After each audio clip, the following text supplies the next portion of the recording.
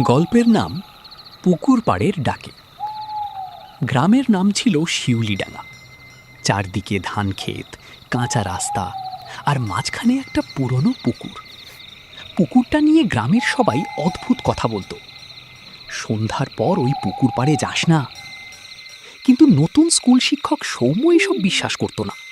শহর থেকে এসে গ্রামের কুসংস্কার শুনে সে শুধু হাসত। একদিন সন্ধ্যার পর স্কুল থেকে ফেরার সময় শর্টকাট ধরে সেই পুকুর পাড় দিয়ে হাঁটছিল। চারদিক নিস্তব্ধ। হঠাৎ দূর থেকে কারো গলার আওয়াজ, এই একটু শোনো। সৌম্য থেমে গেল। দেখল পুকুরের ধারে একটা বুড়ি দাঁড়িয়ে আছে।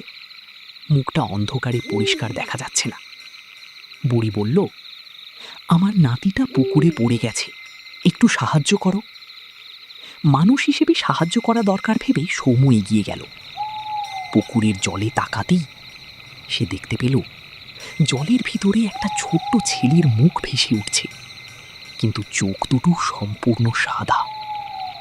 হঠাৎ সেই মুখটা পানির নিচ থেকে হাত বাড়িয়ে দিল, একটা ঠান্ডা পচা হাত।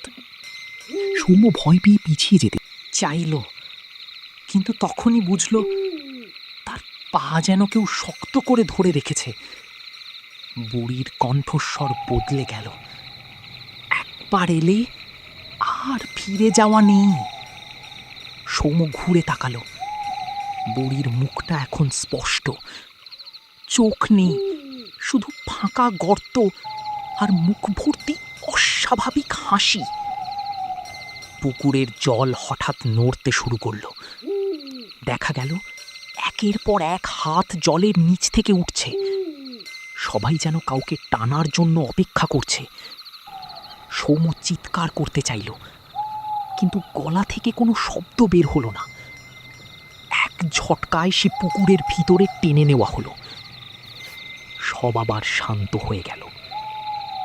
পরদিন সকালে গ্রামের লোকজন পুকুর পাড়ে এসে শুধু সৌম্যর জুতো জোড়া পেল, আর কাদায় লেখা ছিল, আরেকটা আত্মা পাওয়া গেল।